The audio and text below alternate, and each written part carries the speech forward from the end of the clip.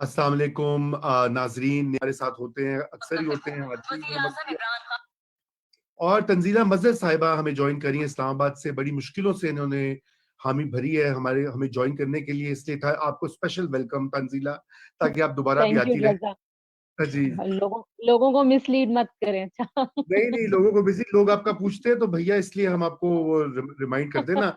तो आज के मौजुआत जो हैं वो सेनेट इलेक्शन की जो कोर्ट में इस वक्त उसके तरीका कार के बारे में हेयरिंग हो रही है। आज भी दलाइल दिए गए attorney general advocate general Sindh की तरफ से, और कोर्ट जो है उसके अभी भी ये केस सुन रही है। अभी मजीद वक्त कुछ लगेगा कि कोर्ट अपना फैसला देगी, लेकिन ऑलरेडी इसके ऊपर बहुत ज्यादा तशवीश भी पाई जाती है, चहमगोइयां भी हैं और बहुत सारी कयास आराइयां भी हैं। हम उसके ऊपर भी बात करेंगे और हम ये देखेंगे कि ये केस इस वक्त कहाँ जा रहा है, और ये सेनेट का जो इलेक्शन है, ये शो ऑफ हैंड्स क्यों इतना जरूरी है, क्यों इतनी पैनिक है गवर्नमेंट के हलकों में, उनके अटॉर्नी जनरल, उनकी लीगल टीम, उनकी सियासी टीम, वो सब इसके ऊपर लगे हुए हैं यकसुई के साथ। और नाजरीन, इसके साथ हम ये भी बात करेंगे कि आज कागजात नामजदगी जो मुख्तलिफ सेनेटर के उम्मीदवार जो हैं, उसमें परवेज रशीद साहब जो कि बड़े मोतबर नाम हैं पाकिस्तान मुस्लिम लीग नून का, दानिश्वर भी हैं, कॉलम निगार भी हैं और बड़े करीब हैं मियां नवाज शरीफ के। उनका केस, उनका जो जो पेपर्स हैं एक तकनीकी बुनियादों के ऊपर खारिज कर दिए गए, रिजेक्ट कर दिए गए कि उन्होंने कुछ एक बिल नहीं पे किया हुआ था पंजाब हाउस का, उस पर भी बात करेंगे। लेकिन उसके साथ साथ फैसल वाडा साहब जो कि एक नाअहली का एक और केस फेस कर रहे हैं, उनके कागजात मंजूर हो गए। इस पर सोशल मीडिया पे आज बहुत हंगामा आराई रही, सारा दिन लोगों ने खूब इलेक्शन कमीशन को सुनाई, और यकीनन ये भी साबित हुआ कि पाकिस्तान में कानून जो है वो सबके लिए बराबर या यकसा, उसका इतलाक क्यों नहीं होता। ये सवाल भी पूछेंगे हम अपने पैनलिस्ट से। और फाइनली आप सबके इल्म में है कि कल ज़मीनी इंतखाबात भी हैं पंजाब में, 2 हलके हैं, डस्का और वजीराबाद, और उनके बारे में भी बात होगी। और ये नौशहरा में क्या होने वाला है उसके ऊपर भी कोई बात करेंगे। तो सबसे पहले मैं आगाज करता हूँ अहमद बिलाल महबूब साहब, आप ये जो केस किया है सेनेट के इलेक्शन के तरीका कार के बारे में, आप इसको कैसा देख रहे हैं, और जो कुछ अभी तक कोर्ट ने किया है आपके, और जो उनके रिमार्क्स स्पेशली आ रहे हैं, जो दलाइल दिए जा रहे हैं, आप क्या समझ रहे हैं कि वो किस सिमत में इस केस को लेकर जा रहे हैं? बहुत शुक्रिया रजा। ये जो कोर्ट के अंदर केस है, ये वाकई इसके अंदर जो ऑब्जर्वेशंस दी गई हैं, जो दलाइल दिए गए हैं, और जो इसके बारे में जो एक डायरेक्शन लेता हुआ ये केस नजर आता है, मुझे तो उसमें तशवीश के कई पहलू नजर आए हैं। हुकूमत का तो बहरहाल एक पॉइंट ऑफ व्यू है, और उस पॉइंट ऑफ व्यू के मुताबिक उन्होंने अदालत से रजू किया हुआ है। तो वो अगर अपने केस को अटॉर्नी जनरल साहब किसी तरीके से उस डायरेक्शन में प्लीड कर रहे हैं, तो उसमें तो कोई हैरानी की बात नहीं है। वो तो इनोवेटिव दलाइल लेके आएंगे और वो रखेंगे अदालत के सामने। लेकिन जो अदालत, फाजिल अदालत की तरफ से और जज साहबान की तरफ से जो चंद ऑब्जर्वेशंस हैं, वो मेरे लिए कुछ थोड़ी सी हैरानी का भी बायस है और किसी हद तक परेशानी का भी बायस है। देखिए, 3-4 बातें हैं जो मैं क्विकली करना चाहता हूँ। एक तो अदालत ने उनको ये कहा है कि आप एक तो पहली बात है कि चीफ इलेक्शन कमिश्नर साहब को इन पर्सन और इलेक्शन कमीशन के बाकी मेंबर्स को उन्होंने तलब किया है। ये भी गैर मामूली बात, बहुत गैर मामूली बात। मतलब ये है कि कुछ मामला तो ऐसे होते हैं जिनमें शायद इन पर्सन मौजूदगी जरूरी हो। अदालत का फैसला है, इसलिए आप अदालत के ऊपर क्वेश्चन तो नहीं कर सकते। लेकिन जो एक आम आदमी के सामने जो चीजें हैं, उनकी पेश नज़र चीफ इलेक्शन कमिश्नर का वहाँ खुद मौजूद होके वजाहतें करना और सवालों के जवाब देना, ये क्यों ज़रूरी था, ये कम से कम मेरे जैसे आदमी की समझ में तो नहीं आती बात। तो एक तो पहली बात यह है कि उनकी वहाँ मौजूदगी। फिर दूसरी बात यह है कि एक जो अब ये मीडिया में रिपोर्ट हुई है चीज़ें, मैं चूँकि कोर्ट में तो मौजूद नहीं था, लेकिन दूसरी बात ये کہ غالباً ایک سے زائد دفعہ کہا گیا کہ آپ اس معاملے کی گہرائی میں جائیں. اب وہ گہرائی میں جانے کا جو مطالبہ ہے چیف الیکشن کمشنر صاحب سے، وہ بھی ایک دوسری چیز ہے جو سمجھ میں نہیں آتی کہ کس گہرائی کا ذکر ہے اور کتنی گہرائی کا ذکر ہے. دو باتیں جو اسپیسیفک ہیں وہ یہ ہے کہ ایک تو ایک موقع پہ کہا گیا کہ جتنے کسی پارٹی کے ممبر ہیں کسی لیجسلیچر میں، اس کے پرپورشنیٹ ان کے سینیٹرز کے انتخاب کو یقینی بنائے الیکشن کمیشن. اب یہ بھی بڑی عجیب سی بات تھی. اس کا مطلب ہے کہ اس الیکشن کے جو طریقہ کار ہے اس کے بارے میں اور اس کے جو قانون ہے اور جو دستور ہے اس کے بارے میں پوری طرح سے کیا چیزیں واضح نہیں ہیں، یا وہ چیزوں کو سمجھنے کے لیے یہ باتیں کہہ رہے تھے. اب یہ ایک بات جو سمجھنے کی ہے وہ یہ ہے، مطلب لوگوں کو شاید اس بارے میں غلط فہمی پیدا ہوئی ہو کہ اس میں تو ایک پریولیج ہے لیجسلیٹرز کا کہ وہ اپنی پارٹی کے کینڈیڈیٹ کو چاہیں تو ووٹ دیں اور چاہیں تو نہ دیں.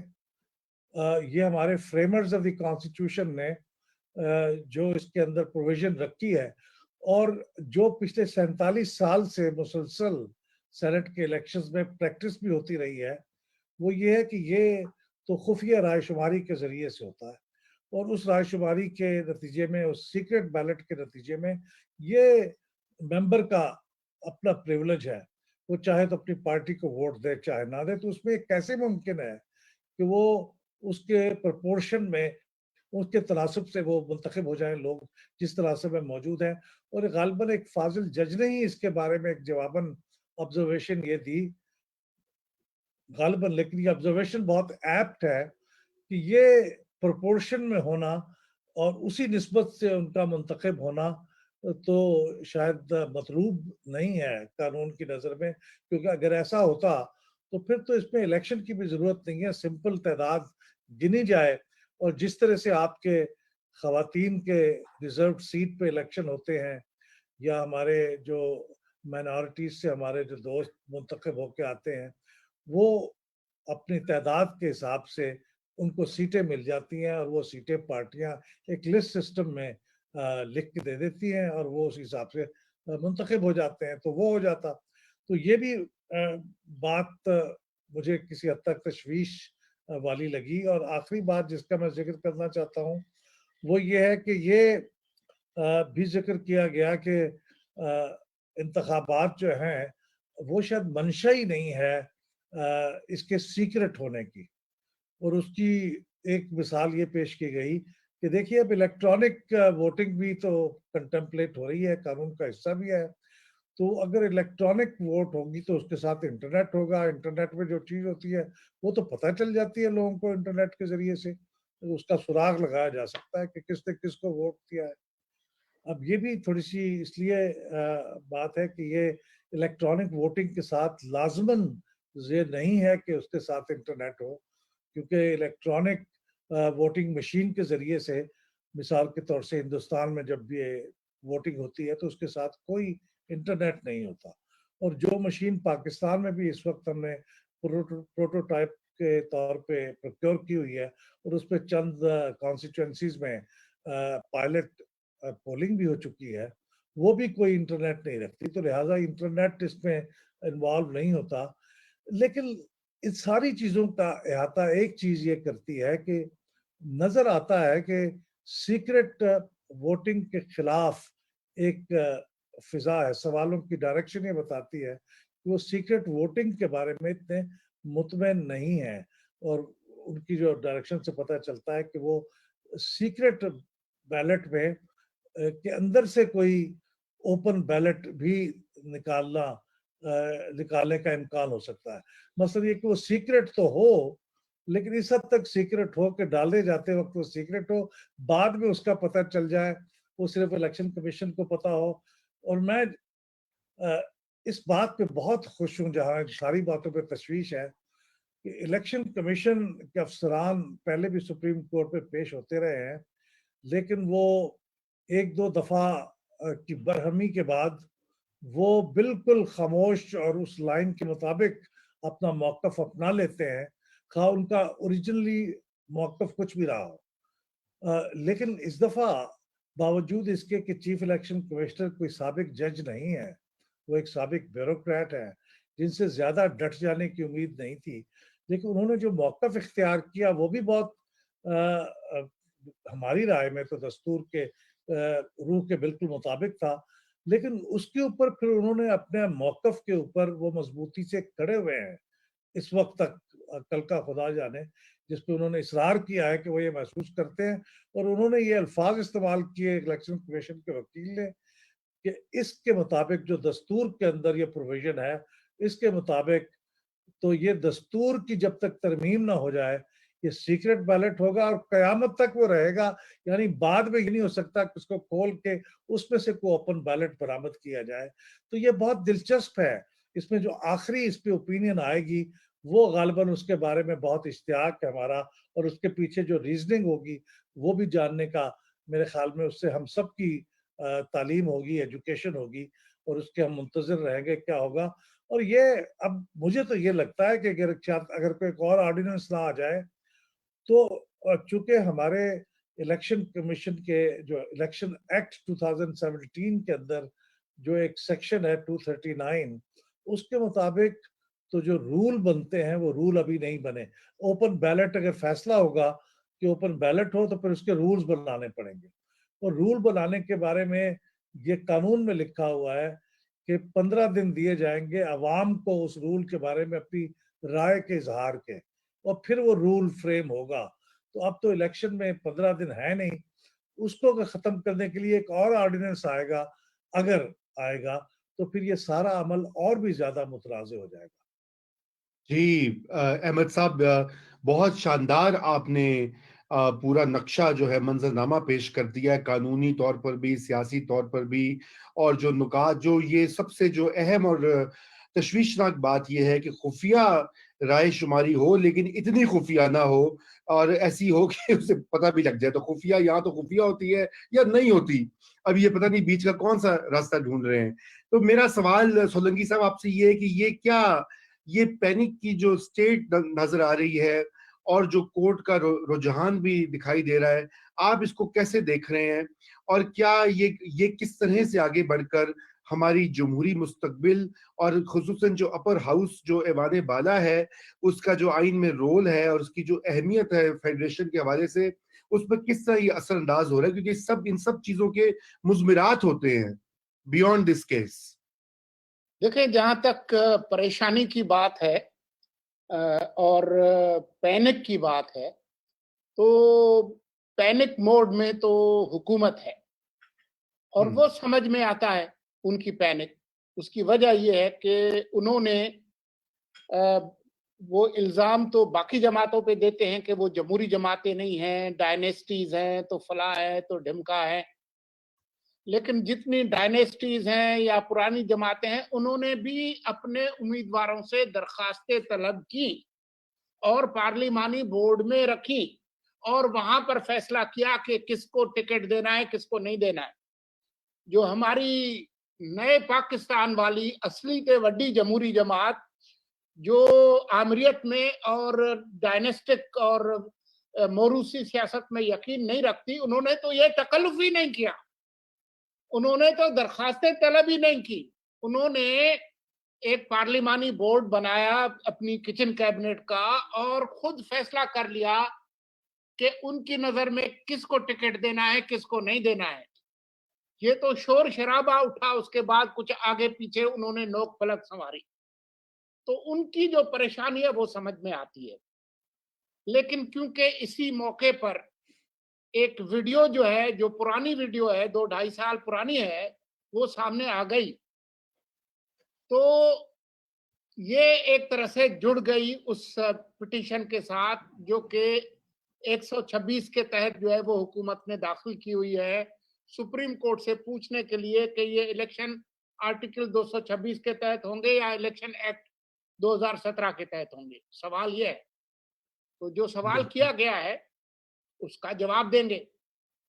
ये तो नहीं हो सकता ना कि सवाल जो है वो आर्टिकल 226 के बारे में हो اور آپ فنڈامنٹل رائٹس کھولیں, 218 کھول لیں, کوئی اور قانون کھول لیں, وہ اس وجہ سے جو ہے وہ پریشانی ہے. کیونکہ لامحالہ ایک ایسا تاثر مل رہا ہے کہ جو پینک حکومت کی ہے اس پینک کو عدالت جو ہے وہ لے کر بیٹھ گئی ہے.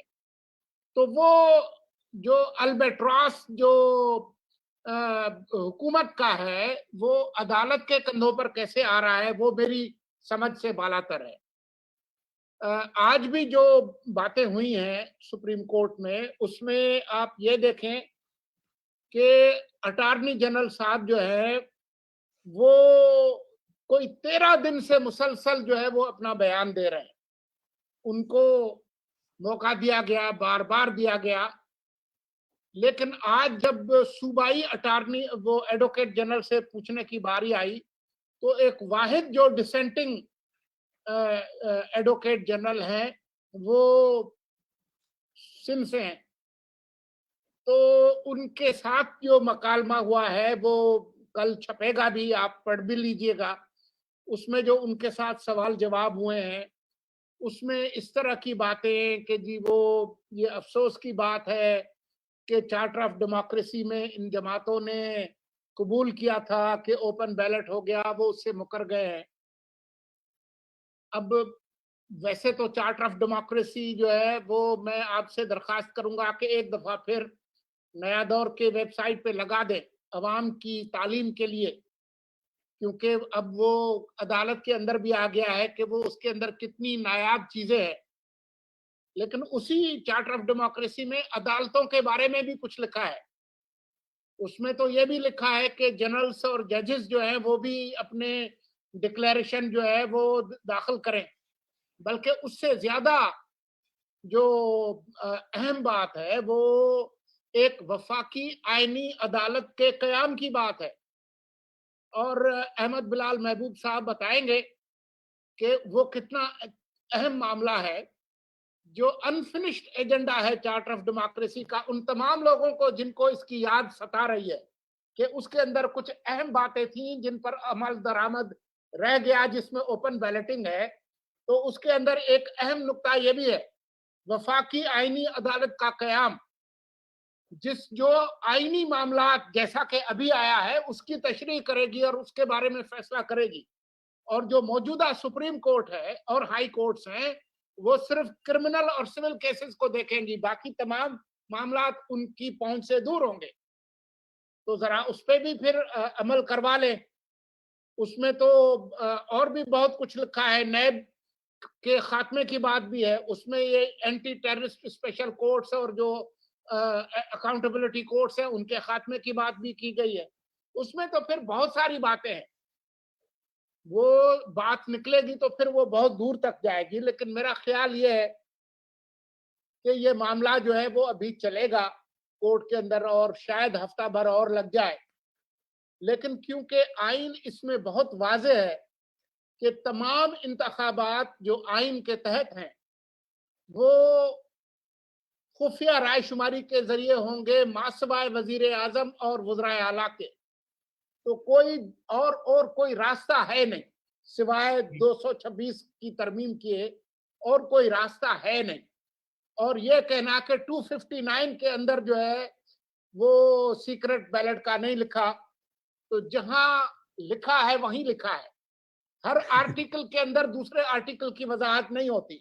یہ احمد بلال صاحب سے پوچھ لیں, ہم کہیں کہ جی وہ آرٹیکل 19 کے اندر جو ہے وہ آرٹیکل 18 کیوں نہیں ہے اور 20 کیوں نہیں ہے. تو جو فریمرز ہیں جنہوں نے یہ آئین تشکیل دیا ہے ان میں سے اب کتنے لوگ زندہ ہیں, ان سے ہم پوچھیں کہ بھئی آپ نے یہ کیوں کیا تھا. اگر کوئی مسئلہ ہوگا, کوئی وضاحت طلب ہوگی تو پھر وہ پارلیمان ہی کرے گی, اور کوئی ادارہ ہے نہیں اس کی وضاحت کرنے والا. بالکل, یہ تو بات بالکل بجا کہی آپ نے کہ جو دستور میں جو طریقہ کار درج ہے اور جو اداروں کی دائرہ کار آئین نے مختص کر دیا ہوا ہے, اب اس کو کیسے بدلا جائے, اصل بات تو یہ ہے. تو سہروردی صاحب آپ کا کوئک کامنٹ میں اس پہ لوں گا, پھر میں چاہوں گا کہ تنزیلہ چونکہ اسلام آباد میں ہیں اور بڑی باخبر بھی ہیں, ان سے بھی پوچھا جائے لیکن مزمل صاحب آپ پہلے بتائیں کہ آپ کیسا یہ دیکھ رہے ہیں, کہاں جاتے ہوئے دیکھ رہے ہیں اس پورے معاملے کو؟ پچھلے 2.5 سال سے اس ملک کو بغیر اپوزیشن کے چلانے کی کوشش ہو رہی ہے. ہم نے صرف 2-3 مواقع پہ دیکھا ہے کہ جب اپوزیشن کو آن بورڈ لینے کی کوشش کی گئی ہے. ایک آرمی ایکٹ پہ آن بورڈ لینے کی کوشش کی ہے اور ایک کچھ فیٹک کی قانون سازی پہ کسی حد تک لینے کی کوشش کی گئی ہے. ورنہ 2.5 سال سے اس ملک میں یہ کوشش ہو رہی ہے کہ بغیر اپوزیشن کے صرف حکومت اپنی مرضی سے ملک کا نظام چلائے اور اپوزیشن کو نہ پارلیمنٹ میں بولنے کی اجازت ہونی چاہیے, نہ پارلیمنٹ سے باہر بولنے کی اجازت ہونی چاہیے. اور اب ہم دیکھ رہے ہیں کہ سپریم کورٹ بھی بالکل اسی تناظر میں کیس کو آگے لے کے چل رہا ہے اور صرف حکومت کی بات ہی سن رہا ہے. اور میں احمد بلال محبوب صاحب کے ساتھ بالکل متفق ہوں کہ الیکشن کمیشن اور بالخصوص چیف الیکشن کمشنر نے ہمیں بہت حد تک حیران کیا ہے. بات خوش آئند ہے, یہ ایک الگ بات. بہت لوگ سے ہمیں آئین کے مطابق کام کرنے کی امید ہے. سب سے پہلے تو سپریم کورٹ سے امید ہے کہ وہ نظریہ ضرورت پہ نہیں جائیں گے, آؤٹ آف باکس سولوشنز نہیں ڈھونڈیں گے, 4 کارنرز آف لا کے اندر رہ کے بات کریں گے. لیکن ہم نے دیکھا ہے کہ ہماری ملک کی عدالتیں 4 کارنرز آف لا میں بھی نہیں رہنا چاہتی, آؤٹ آف باکس بھی سولوشنز ڈھونڈتی ہیں. میں ایک مثال دیتا ہوں اس میں آپ کو کہ الیکشن ایکٹ 2017 میں قانون بنایا گیا اور ایک نامینیشن فارم بنائے گئے کہ اب اراکین اپنے الیکشن کے وقت یہ نامینیشن فارم جو ہے بھر کے دیں گے. اور یہ کام پارلیمنٹ کا استحقاق ہے اور انہوں نے قانون سازی کی اور وہ قانون سازی کے ذریعے وہ کام کیا. لیکن پھر ہم نے دیکھا کہ سپریم کورٹ نے کہا کہ نہیں, اس کے ساتھ ایک فارم ہوگا جو ہم دیں گے اور وہ فارم بھی بھریں گے ساتھ. حالانکہ سپریم کورٹ کی ڈومین نہیں تھی کہ وہ فارم کا اضافہ کر سکتا اور ایک ایڈیشنل فارم جوڈیشل آرڈر کے تحت اراکین سے بھروایا جاتا ہے. جیسے کہ آج ایک بیان حلفی کی بات کی گئی ہے کہ جی ارکان سے جو امیدواران ہیں ان سے بیان حلفی لے لیا جائے. یہ وہی کام ہے جو ثاقب نثار صاحب نے کہا کہ ایک نیا نامینیشن فارم اس فارم کے ساتھ اٹیچ کر دیں اور میں جوڈیشل آرڈر کر دیتا ہوں کہ وہ بھی سب بھریں گے. حالانکہ میں سمجھتا ہوں کہ وہ بھی 4 کارنرز آف لا سے باہر جا کے انہوں نے کام کیا تھا, کیونکہ جب پارلیمنٹ نے ایک نامینیشن فارم بنا دیا ہے اس کو پارلیمنٹ ہی انڈو کر سکتی ہے. جیسے کہ جوڈیشل فیصلوں کو جوڈیشلی ہی انڈو کر سکتی ہے. اب کل آپ ان کو پارلیمنٹ سے یا سڑک پہ کھڑے ہو کے انڈو کرنا شروع کریں گے تو بات غیر قانونی اور غیر آئینی ہو جائے گی. اور اس طرح اگر پارلیمنٹ کی قانون سازی کو اور آئین سازی کو عدالتیں انڈو کرنے لگیں گی تو وہ بھی غیر قانونی. ان کا کام ان بنائے ہوئے قوانین کے اندر رہ کے فیصلے کرنا ہے, ان قوانین میں نقص نکالنا نہیں ہے. یہ عدالت کا کام نہیں ہے کہ وہ قانون میں نقص نکالے اور آئین میں نقص نکالے اور اس کے بعد کرے. کام تو پارلیمنٹ کا ہے. اس لیے میں سمجھتا ہوں کہ ایک شعوری کوشش ہو رہی ہے اس ملک میں کہ اپوزیشن کا رول بالکل ختم کر دیا جائے. جس ملک میں لیڈر آف دی اپوزیشن کے پروڈکشن آرڈر نہ نکلیں, جس ملک میں لیڈر آف دی اپوزیشن گرفتار ہو جائیں, جس ملک میں چاہے سندھ کے ہوں, چاہے پنجاب کے ہوں, چاہے مرکز کے ہوں, بلا تفریق بات کر رہا ہوں, جو سندھ کے اپوزیشن لیڈر کے ساتھ ہو رہا ہے وہ بھی کوئی اتنی اچھی بات نہیں ہے, اور جو پنجاب کے اپوزیشن لیڈر کے ساتھ ہو رہا ہے وہ بھی اتنی اچھی بات نہیں ہے, اور جو قومی اسمبلی کے اپوزیشن لیڈر کے ساتھ ہو رہا ہے وہ بھی کوئی ٹھیک بات نہیں, کوئی جمہوری روایات کے مطابق نہیں. لہذا میں سمجھتا ہوں کہ فیصلہ قانون کی عدالت کے بعد عوام کی عدالت میں آ جاتا ہے. اور پاکستان کی عدلیہ کو یہ بات 70 سالوں میں سمجھ نہیں آئی ہے کہ عدلیہ کی ساکھ اور اس کا احترام کوئی توہین عدالت کے قانون سے مشروط نہیں ہے. جب تک قانون کی عدالت کے فیصلے عوام کی عدالت سے توثیق نہیں حاصل کر سکیں گے تب تک قانون کی عدالت کی ساکھ عوام کی عدالت میں برقرار نہیں رہ سکے گی. لیکن اچھا سیشن جج وہ ہے جس کا فیصلہ سپریم کورٹ تک اپیلڈ ہو جائے. وہ تو اچھا ماتحت عدلیہ کا جج نہیں ہے جس کا فیصلہ اوپر جا کے انڈو ہو جائے اور اس میں سے نقص نکل آئے. اور اگر قانون کی عدالت کے فیصلے عوام کی عدالت میں جا کر اڑ جاتے ہیں, ان کی توثیق نہیں کرتے عوام, تو پھر جمہور کا فیصلہ جو ہے عدلیہ کو سمجھنا چاہیے, چاہے وہ بھٹو کی پھانسی کا فیصلہ ہو, चाहे पनामा से अकामा निकालने का फैसला हो, और चाहे किसी जर्नैल को आइन में तरमीम करने की इजाजत का फैसला हो, ये फैसलों ने पाकिस्तान की अदलिया को कोई अच्छी शक्ल नहीं दी है और अच्छी उनकी साख नहीं बनाई है। पर अफसोस की बात यह है कि हमारी अदलिया माजी से सबक सीखने के लिए तैयार नहीं है, और इससे ज्यादा रूमी साहब बात करने की इजाजत देने से तैयार नहीं है।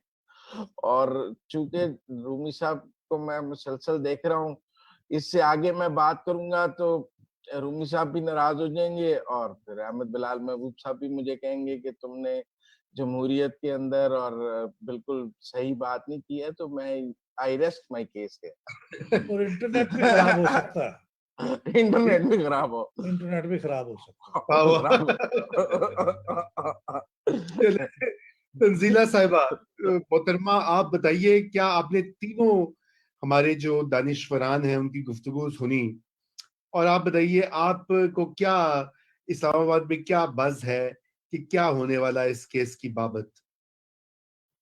थैंक यू रज़ा। एक तो ये कि इतने माशाल्लाह से मैं आप सबसे ही सीखती हूँ, और बिलाल साहब को पता है कि आई ऑलवेज मैं उनको जब इनवाइट भी करती हूँ, I am always very patient, और उनकी बात बड़े ध्यान से मैं सुनती हूँ।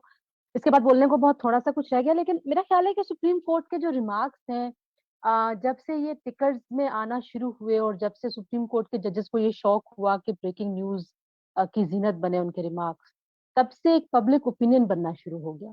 सो जो जजेस के रिमार्क्स हैं, जाहिर है फैसले तो बहुत ही एक लीगल लैंग्वेज में लिखे जाते हैं, लेकिन जो रिमार्क्स हैं वो देखिए पाकिस्तान में पब्लिक ओपिनियन हमेशा से बनाते आए हैं। कम से कम ये जो 20 साल हैं जिसमें हमारा मीडिया का मशरूम ग्रोथ हुआ है, और जिसमें हर रिमार्क्स के ऊपर हम सुर्ख वो फीते वाली पट्टियां चलाते हैं ब्रेकिंग न्यूज के तौर पे, तो जाहिर है जजेस ने भी वो जो फेम है वो बहुत ज्यादा इंजॉय किया है, और वो somehow they they have given in उस सारे सिनेरियो में। क्योंकि जब हम मोरालिटी की बात करते हैं या एथिक्स की बात करते हैं, खुद सुप्रीम कोर्ट के जो कोड ऑफ एथिक्स में बहुत सारी ऐसी चीजें लिखी हुई हैं जो हम देखते हैं कि कई बार नजरअंदाज होती हैं। सो मुझे ये लगता है कि आज का जो मुकालमा था सिंध के अटॉर्नी जनरल के साथ, बहुत ज्यादा एक सियासी ग्राउंड जो है वो ले करने की कोशिश लग रही थी मुझे। मैं बहुत ही मोहतात अल्फाज इस्तेमाल करूंगी, क्योंकि पहले बड़े केसेस चल रहे हैं मेरे अदालतों में, तो मैं नहीं मैं नहीं चाहती कि कोर्ट केस में मेरा बुलावा आ जाए। लेकिन मेरा ख्याल है कि अटॉर्नी जनरल का जो जहाँ से वो बात शुरू हुई कि ये एक सियासी मामला है, और जाहिर है देखिए एक आम जो हम स्टूडेंट हैं, अभी मैं लॉ पढ़ भी रही हूँ, मेरा थर्ड ईयर के मेरे एग्जाम्स होने वाले हैं। सो आप हमेशा ये कहते हैं कि आप अदालत के पास जो सवाल लेके जाते हैं, अदालत उस सवाल का जवाब देती है। अदालत जो है वो मतलब जो पिटिशनर की पिटिशन होती है, अदालत सिर्फ उसी का जवाब अगर दे तो वो कहा जाता है कि ज्यादा एक मौजू किस्म का एक रवैया है किसी भी आला अदलिया की जानिब से। लेकिन आप देखिए कि आप बार बार कह रहे हैं हम सीक्रेट बैलेट और एक सेक्रेट जो तकद्दुस है वोट का, वो भी आज उसमें भी बहुत सारे सवाल उठे हैं कि क्या जो मैं आज किसी के हक में वोट देना चाहती हूँ कहीं पर भी, और जिस तरह का माहौल हमारे यहाँ है, जिस तरह की हॉस्टिलिटीज हो गई हैं, जिस तरह से सियासी मुखालफत के ऊपर यहाँ पर सजाएं हो रही हैं और बड़े बड़े लोगों को हो रही हैं, आम आदमी को तो छोड़िए आप, जो अहम लोग थे, जो ताकतवर हलकों के नुमाइंदे हैं, जिस तरीके से उनको सजाएं हुई वफादारी के ऊपर या वफादारी बदलने के ऊपर, वो सारा अगर आप माहौल देखें तो उसमें मुझे ये लगता है कि जो ओपन बैलेट वाला मामला है, ये काफी संगीन एक सूरत हाल पाकिस्तान की सियासत और जमहूरियत के मुस्तकबिल के लिए पैदा करने के मुतरादिफ होगा। दूसरी जानब जो इस्लामाबाद में आपने कहा, इस्लामाबाद में बस जिस दिन से जस्टिस फाइज ईसा को रोका गया कि वो हुकूमत बिल्कुल बिलखुसूस वजीर आजम के खिलाफ कोई केस ना सुने, उसके बाद से लोगों को ये लगना शुरू हो गया है कि शायद अदालत जो है वो काफी लीनियंट है टुवर्ड्स द गवर्नमेंट। और वो जो सवाल सदारती रेफरेंस में पूछा गया था कि ये कॉन्स्टिट्यूशन के तहत होना है या एक्ट के तहत होना है, बहस उससे बहुत ज्यादा आगे निकलती हुई नज़र आ रही है और जिस तरीके से आज सियासी जमातों के माबैन होने वाले मुआहदे का ज़िक्र किया गया और अफ़सोस का इज़हार किया गया, तो ये तकरीबन रिमार्क्स जो हैं, ये उसी बयानिए की तौसीक कर रहे हैं, जो बयानिया इस वक़्त हुकूमत का है।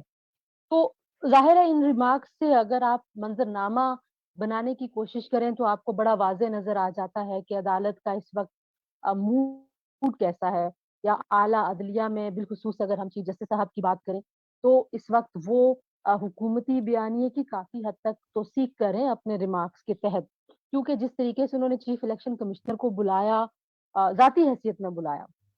अब ये भी एक अलग बहस है कि क्या आप चीफ इलेक्शन कमिश्नर की जो इंडिपेंडेंस है, उनकी जो आइन में और कानून में जो उनकी हैसियत है, आप उसको जब अंडर क्वेश्चन कर देंगे, तो उसके कितने दूरस्थ असरात मुरत्तब होंगे पाकिस्तान के मंज़रनामे में जिसमें हमेशा ही हमारे इलेक्शंस मुतनाज़े रहे हैं। तो उनको बुला के जो सवाल पूछे गए फिर उनसे ये भी कहा गया कि करप्ट प्रैक्टिसेस जो हैं, आप उनको रोकने की बजाय शायद आपकी जो खामोशी है वो उनको एंडोर्स कर रही है। तो ये सारी चीज़ें समहाउ जो एक तासुर दे रही हैं और ये मेरा अपना ज़ाती तासुर नहीं है, मैंने कुछ सहाफ़ियों से भी गुफ्तगू की है, जो लोग कोर्ट रूम की प्रोसीडिंग्स सुनते हैं, जाके अटेंड करते हैं, उनसे भी बात की है। तो तासुर यही है कि काफ़ी झुकाव है इस वक़्त अदालत के रिमार्क्स से जो नज़र आ रहा है वो उस सदारती रेफ़रेंस के हक़ में है। हालाँकि जब से ये रेफ़रेंस दायर हुआ था और हम जो आईनी और कानूनी माहिरीन हैं उनकी गुफ्तगू सुन रहे थे, तो वहाँ से हमें ये लग रहा था कि बहुत जल्दी इस सवाल का जवाब आ जाएगा कि ये एक्ट है या कॉन्स्टिट्यूशन है, दोनों ही सूरतों में तरमीम के अलावा आपके पास कोई रास्ता नहीं है। लेकिन ऐसे लग रहा है कि अदालत शायद कोई ना कोई रास्ता निकालने की ख्वाहिशमंद है। इफ आई मे से कि वो ख्वाहिशमंद नज़र आई अदालत। सो ये बज़ है इस्लामाबाद में। अब हज़ारों ख्वाहिशें ऐसी तो बात है क्या वो ख्वाहिश जो है, जो भी हमारे पैनलिस्ट ने बात की, आइन के हवाले से सोलंकी साहब आप म्यूटेड हैं, आप कुछ कहना चाह रहे हैं? जी। हाँ, रज़ा मैं एक बात यहाँ सामने लाना चाहता हूँ और शायद अहमद बिलाल महबूब भी इस पर बात करें या आप हमें ज़रा एजुकेट करें। देखें, अटॉर्नी जनरल जो है वो पाकिस्तानी रियासत का कानून के हवाले से एक आला ओहदेदार है। उनकी हैसियत एक वफाकी वज़ीर की होती है। वो अगर पाकिस्तान की सबसे बड़ी अदालत में खड़े होकर ये कहें कि जी वो जो इलीगल मनी है वो हुंडी के ज़रिए लोग जो है वो व्हाट्सएप पे या किसी तरह से यहाँ से 2 बंदे कहते हैं कि जी आपको कितने पैसे चाहिए, आपको दुबई में पहुँचा दें और वहाँ ये हो रहा है और ये सारा कारोबार हो रहा है। तो वो लोग और वो इदारे और वो मुल्क जो ताक लगा के बैठे हैं कि पाकिस्तान को ब्लैक लिस्ट किया कराया जाए एफएटीएफ में और दूसरे हवालों से, आपको कोई अंदाजा है कि आप किस तरह का मवाद उनको फराहम कर रहे हैं? क्योंकि ये तो डॉक्यूमेंटेड चीज है ना, ये कोई हवाई कोई सोशल मीडिया पे चलने वाली रूमर्स तो नहीं है। ये पाकिस्तान के सबसे बड़ी अदालत के अंदर पाकिस्तान का सबसे बड़ा कानूनी ऑफिसर जिसकी हैसियत वफाकी वजीर की है, वो आपकी रियासत के बारे में कह रहा है कि जी। आपके यहाँ इस तरह का कारोबार चल रहा है, तो उसकी क्या इम्प्लीकेशंस हो सकती हैं? जरा अहमद बिलाल महबूब से पूछे ना, और आप भी जरा हमारी तालीम नहीं, करें। मैं इससे पहले अहमद साहब कहें, देखिए वो तो अहमद साहब तो अपनी अच्छा बिल्कुल जो है टेक्निकल और प्रोफेशनल बात करेंगे। मैं तो ये कहता हूँ कि एक वफाकी वजीर ने तो एयरलाइन, जो कौमी एयरलाइन है, उसको डबो दिया। आप सबके सामने इस वक्त पीआईए ग्राउंडेड है दुनिया भर में, और अगर किससे शुरू हो जाए आप इन वुजरा के इस हुकूमत में, तो फिर तो अल्लाह ही बचाए। लेकिन अहमद बिलाल साहब, आप इसका प्लीज इसको एड्रेस करें और फिर हम अपने अगले मौजू की तरफ जंप करेंगे। नाज़रीन, मैं 2 मिनट बात करूंगा इस पर। अच्छा आप भी कर लीजिएगा। जी अहमद बिलाल साहब। जी, ये अटॉर्नी जनरल साहब की जो गुफ्तगू है इसमें, उसमें बहुत से इनोवेशन के पहलू हैं। मैंने ये देखा है कि ये उनकी शख्सियत का एक ये पहलू जो इस मुकदमे के दौरान सामने आया है, وہ ہر روز جب اپنے آرگیومنٹس ایڈوانس کرتے ہیں تو تقریباً ہر روز ہر پیشی پہ ان کی باتوں میں انوویشن ہوتی ہے. مثلا ایک جو انہوں نے ذکر کیا تھا وہ یہ تھا کہ بار کوڈ ایک لگا دیں آپ بیلٹ پیپر کے پیچھے ہر بار، تاکہ وہ الیکشن کمیشن تو اس کے پاس وہ پڑے ہوں بیلٹ پیپر، لیکن یہ اور کوئی نہ دیکھ سکے، اس بار کوڈ کو دیکھ کے کوئی نہ پہچان سکے کس کا ہے. یہ ایک بہت خطرناک تجویز ہے. اس کا مطلب یہ ہے کہ کل کو عدالت کسی وقت اسے تجویز طلب کر لے گی، لوگوں تک میسج پہنچ جائے گا کہ کسی وقت بھی یہ کھل سکتا ہے. تو جس دھڑلے کے ساتھ لوگ ووٹ دیتے ہیں وہ پھر وہ ووٹ نہیں دیں گے، اور وہ منشا پورا ہو جائے گا کہ یہ سیکرٹ بیلٹنگ نہیں ہے. لیکن یہ بہرحال ایک بڑی انوویٹو ایک تجویز تھی. لیکن یہ جو دوسری بات کہی گئی ہے کہ ہماری جو ہنڈی کے ذریعے سے دبئی میں بھی پیمنٹ ہو رہی ہے، اور اس کے ساتھ ساتھ یہ بھی کہا گیا لوگ صندوق بھر کے پیسوں کے، نوٹوں کے اسلام آباد میں بیٹھے ہوئے ہیں اور وہ یہ کام کر رہے ہیں. میں حیران ہوں کہ ان کو یہ تک تو معلوم ہے کہ لوگ بیٹھے ہوئے ہیں، وہ صندوقوں میں پیسے بھی بھرے ہوئے ہیں اور وہ صندوق کھلے ہوئے ہیں اور لوگ ان سے استفادہ کر رہے ہیں، لیکن پھر قانون حرکت میں کیوں نہیں آتا؟ یہ سب کچھ اگر ان کو معلوم ہے تو پھر اس کے مطابق قانون کو حرکت میں بھی آنا چاہیے. یہ صرف عدالت عظمیٰ کی کنزمپشن کے لیے اطلاع نہیں ہونی چاہیے، یہ اطلاع تو پھر اس کے اوپر قانون کو اپنا راستہ بنانے کے لیے بھی حرکت میں آنا چاہیے. تو یہ ایک یعنی ہر چیز کا فوکس اس وقت صرف یہ ہے کہ یہ قانون الیکشن سے پہلے کسی طرح سے اس کے اندر سے اوپن بیلٹ درآمد کر لیا جائے اور اس کو 3 مارچ کے ہونے والے انتخابات میں اس کو استعمال کر لیا جائے. باقی ہر چیز سیکنڈری ہے. ملک کو نقصان پہنچ جائے، ملک کے اداروں کے ساتھ خراب ہو جائے، ملک کے اندر جو اس وقت پولرائزیشن کا معاملہ ہے وہ شدید تر ہو جائے، عوام کے اندر اس کے بارے میں کوئی جو ہے وہ اتفاق رائے پیدا نہ ہو اس اہم معاملے کے بارے میں، ان سب باتوں کو کوئی اہمیت نہیں ہے. لیکن یہ بہت اہمیت ہے. اور اس میں ایک اور حیرانی کی بات یہ ہے کہ آخر یہ اتنی بات اہم کیوں بن گئی ہے کہ جو چیز 47 ایئر سے پریکٹس ہو رہی ہے اسے آپ اس وقت ارجنٹلی آپ کرنا چاہ رہے ہیں، حالانکہ آپ کے پاس 2.5 سال تھے. آپ اس سے پہلے بھی اس بات کو آفٹر آل 2018 کا تجربہ آپ کے سامنے تھا، اس تجربے نے آپ کو بہت کچھ سکھایا تھا. آپ نے اس وقت یہ پوزیشن لے لی تھی کہ اوپر ہونا چاہیے، لیکن اس کے اوپر آپ نے اس طرح سے کاروائی کیوں نہیں شروع کی قانون کو بدلنے کی یا سپریم کورٹ سے رائے لینے کی، جو آپ نے ان الیکشن کے بالکل قریب پہنچ کے کی؟ وہ کیا نئی ڈیولپمنٹس ہوئی ہیں جس کی وجہ سے یہ چیز امپورٹنٹ کے ساتھ ساتھ ارجنٹ بھی ہو گیا ہے؟ یہ بات بھی ہماری سمجھ میں آنے والی نہیں ہے. جی احمد بلال صاحب، اس کی وجہ یہ ہے کہ سنجرانی صاحب کے خلاف جو تحریک عدم اعتماد آئی تھی اس کو بھی تو ناکام بنانا تھا نا، تو اس لیے ارجنسی نہیں تھی. جب آپ کو ضرورت ہوتی ہے خفیہ رائے شماری کی تو پھر خفیہ رائے شماری کو استعمال کیا جاتا ہے. ابھی نہیں ہے ضرورت اور پینک ہے، تو اس لیے وہ پہنچ گئے قانون اور دلیلیں اور ویڈیوز اور ہنڈی اور حوالوں کے حوالے لے کر. جی مزمل صاحب، آپ پلیز کہہ دیجئے، پھر ہم اگلے اپنے موضوع کی طرف جاتے ہیں. دیکھیں، مجھے کو موجودہ صورتحال میں نا ایک بڑا واقعہ یاد آیا اور میں وہ آپ کے گوش گزار کرنا چاہتا ہوں. بادشاہ سلامت شہر کی سیر کو نکلے تو جگہ جگہ پانی کھڑا تھا. انہوں نے وزیر خاص کو بلایا اور کہا کہ پانی کیوں کھڑا ہے؟ اس نے بادشاہ سلامت کو یہ بتانے کی بجائے کہ سیوریج اور گٹر خراب ہیں، کہا کہ لوگ پانی بہت ضائع کرتے ہیں اور اس لیے کھڑا ہے. تو بادشاہ سلامت نے فوری طور پہ شہر کا پانی بند کرنے کا حکم جاری کر دیا اور اس کے بعد انہوں نے شہر کا پانی بند کر دیا. تو مجھے یہ لگتا ہے کہ جو موجودہ کوشش ہے وہ بھی شہر کا پانی بند کرنے کی کوشش ہے، سیوریج کو یا گٹر کو صاف کرنے کی کوشش نہیں ہے، شہر کا پانی بند کرنے کی کوشش ہے. میں اس طرح کہتا ہوں کہ عمران، ابھی یہ ویڈیو سامنے آئی، لوگ پیسے لے رہے ہیں، हुकूमत इस वीडियो को ओन भी कर रही है और अपने बेनिफिट में इस्तेमाल भी कर रही है। क्या किसी प्रोसिक्यूशन एजेंसी को इसका केस रेफर किया गया है?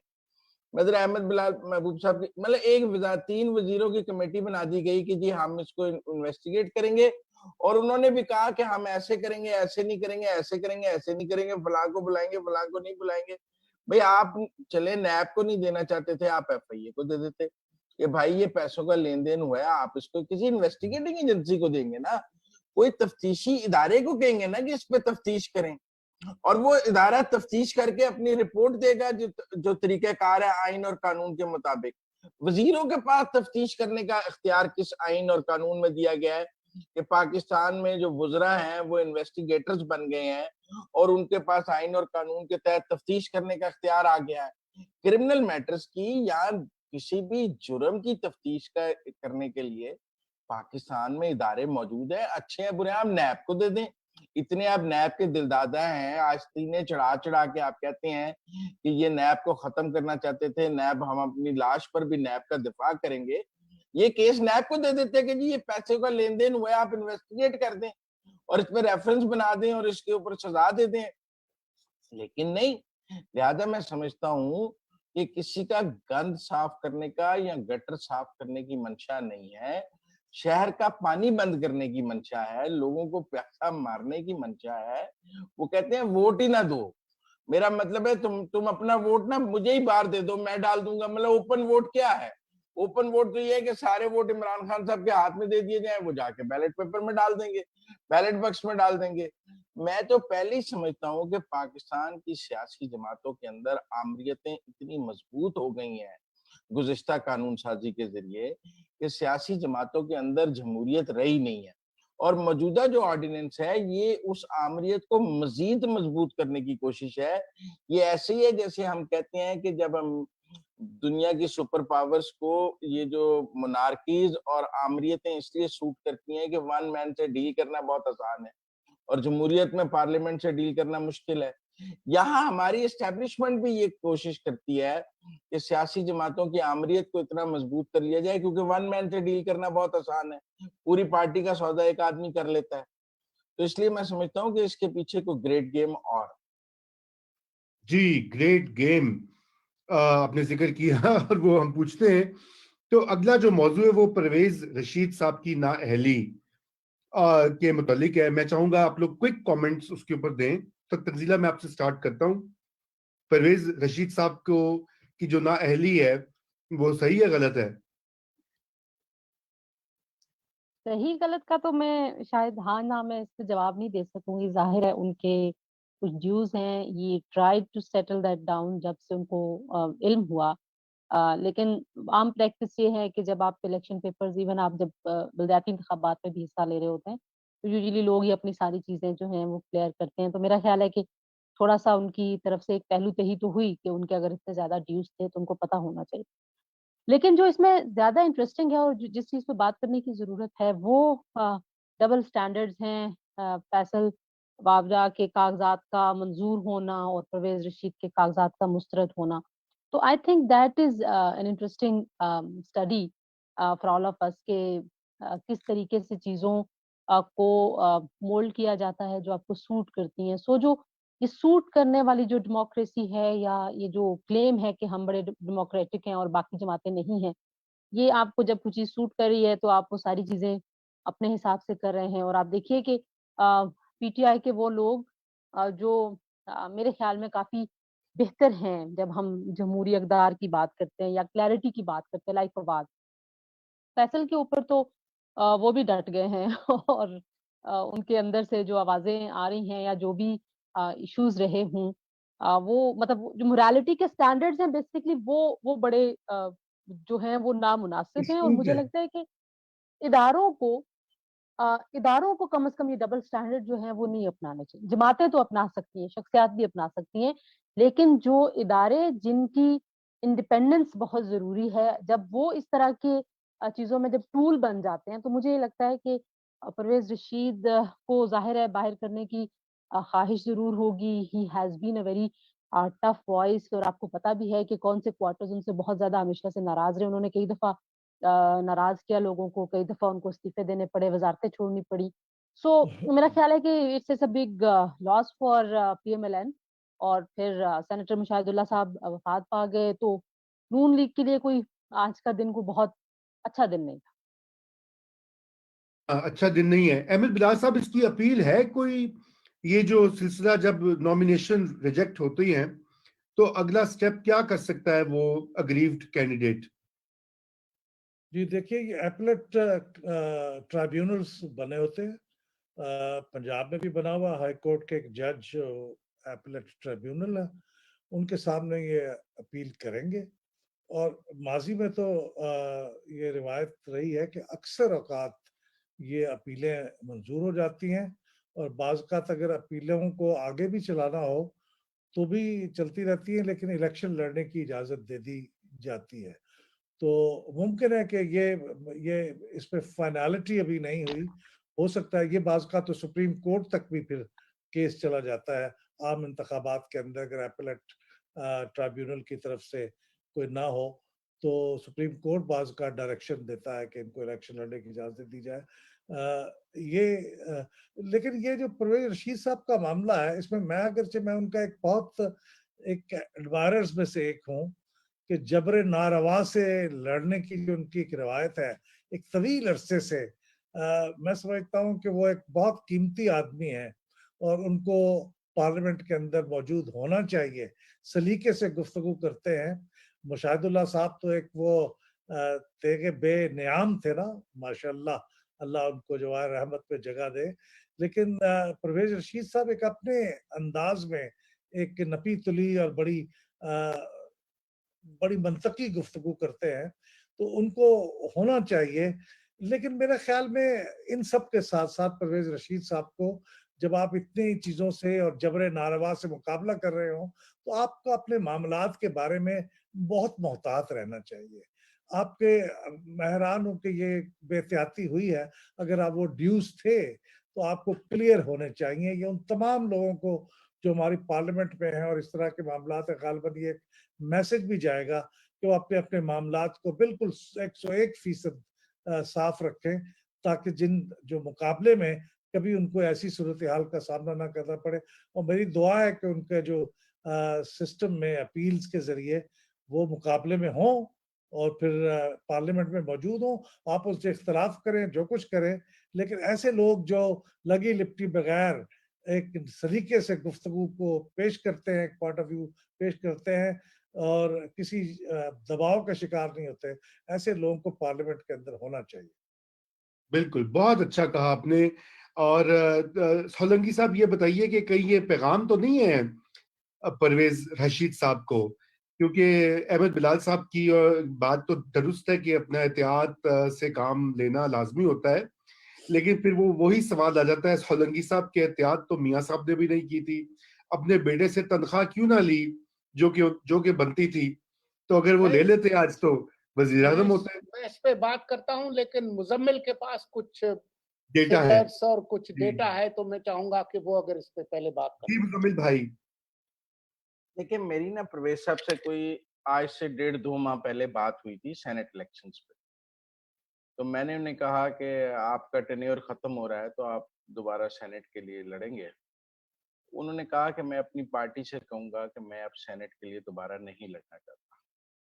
मैंने उनसे पूछा कि क्यों आप दोबारा सेनेट के लिए नहीं लड़ना चाहते? उन्होंने कहा, मैं एक तो डॉन लीक्स वाला इशू है, फिर मैंने आर्मी एक्ट पे वोट नहीं दिया नवाज शरीफ साहब के कहने के बावजूद।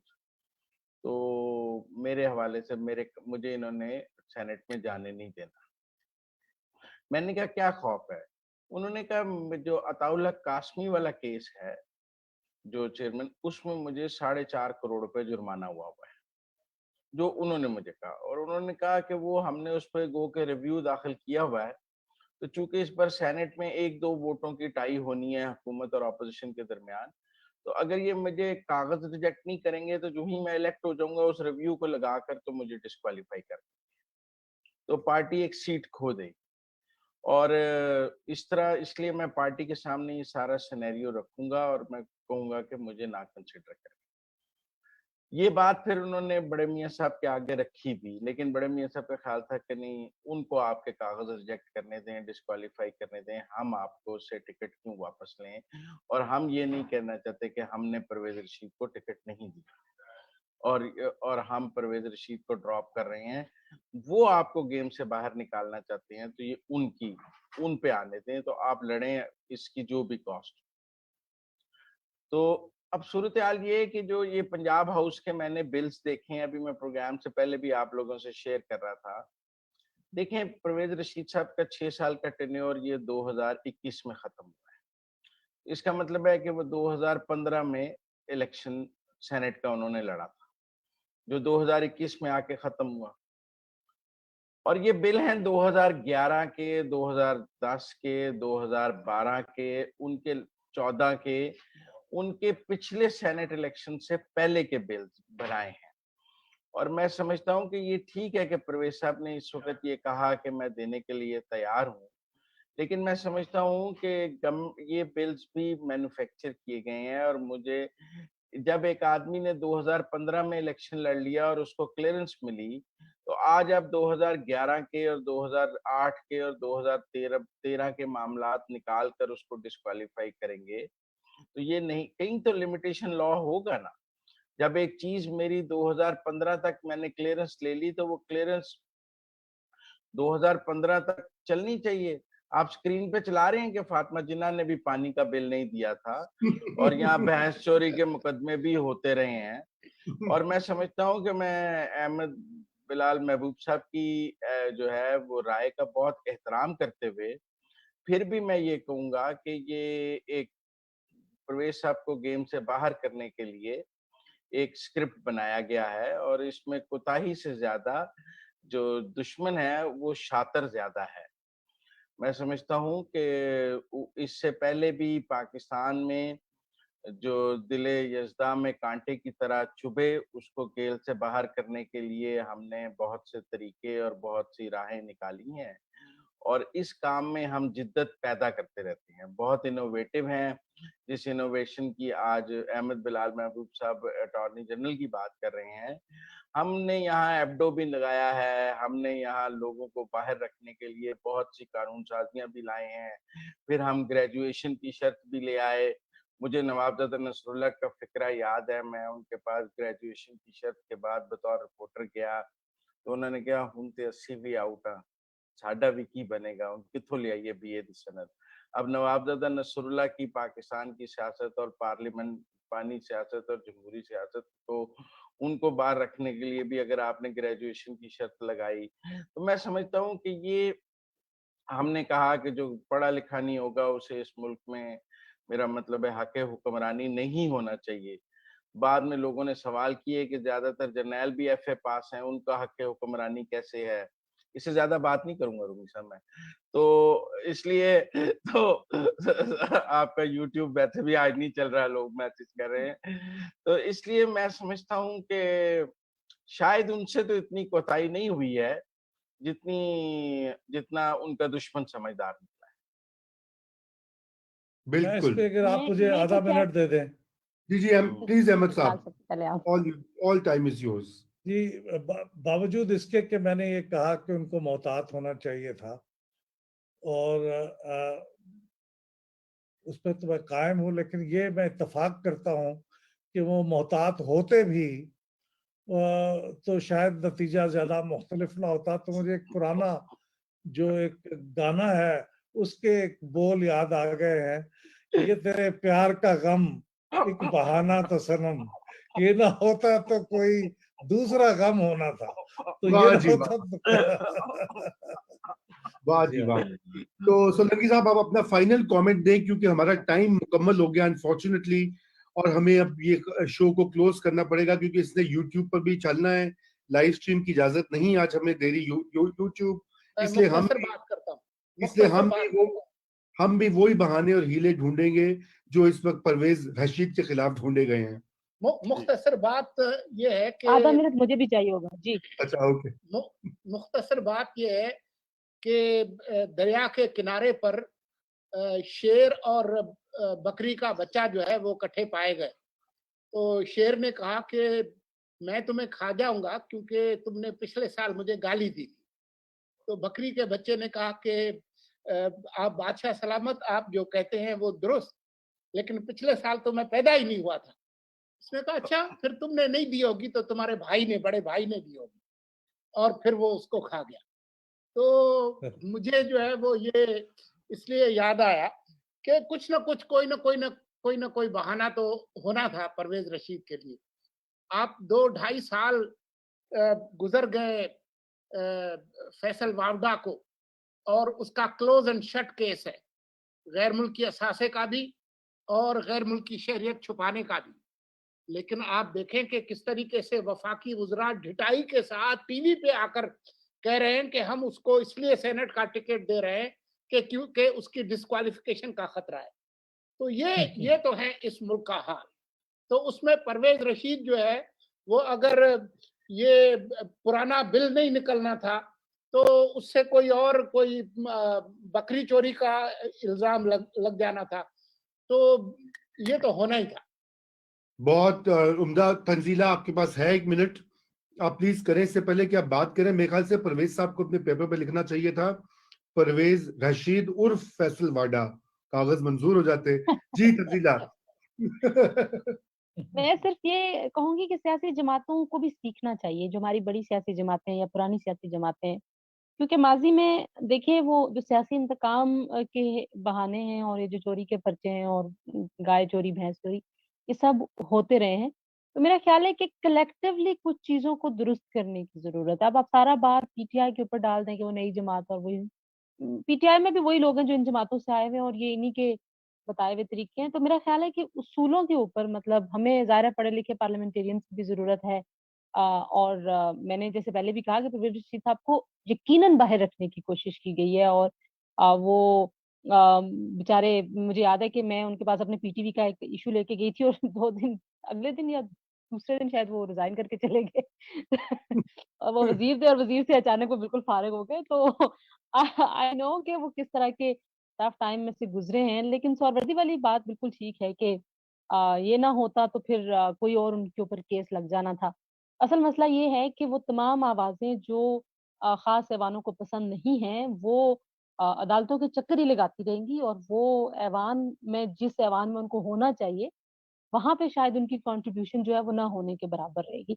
तो एक जो मैं बात आखिरी कहना चाहती हूँ, सरवर्दी साहब ने अपने शुरू के कमेंट में कहा था कि ये पार्लियामेंट का रोल, मुझे ये लगता है कि समहाउ पाकिस्तान में एक ऐसी सोच है कि सियासी जमात या जो सियासी निज़ाम है, उस पूरे को इतना डिसआर्म कर दिया जाए कि जो सियासी राय और दानिश है इस पाकिस्तान के निज़ाम को चलाने के लिए या सियासत को चलाने के लिए, वो फेल हो जाए। मुझे ये लगता है कि ये किसी खास जमात या उसको नहीं है, ये पूरी जो हमारा पूरा जो सियासी निज़ाम है, जो ढांचा है, ये उसको डिसआर्म करने के लिए शायद पूरी एक मंसूबाबंदी की जा रही है। बिल्कुल तंजीला, मैं आपसे इत्तेफाक करता हूँ, लेकिन हम अहमद बिलाल महबूब साहब से अगली बार इसके ऊपर एक तफसीली नशिस्त रखेंगे कि ये जो पार्लिमानी निज़ाम है इसको कैसे मैनिपुलेट और फेल किया जा रहा है और किया गया है, और अभी भी इम्कानात वही हैं।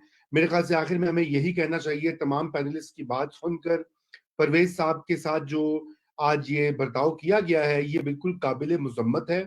जमहूरियत में हर शख्स को ये आज़ादी होनी चाहिए कि वो जो बात कहना चाहे अपनी राय रखे, उससे लोग इत्तेफाक करें या ना करें, ये अलग मामला है। लेकिन उनको इस तरह की मामूली तकनीकी बुनियादों पर इस पूरे ऐवान से बाहर रखने की ये जो कोशिश है, ये गैर जमहूरी भी है और ये अच्छा शगुन नहीं है। इसके साथ ही हम आज का प्रोग्राम खत्म करेंगे और इंशाल्लाह कल आपसे फिर मुलाकात होगी। मैं आप सबका शुक्रिया अदा करता हूँ एक बार फिर, और नाजरीन का भी जो हमें देख रहे हैं। खुदा हाफिज।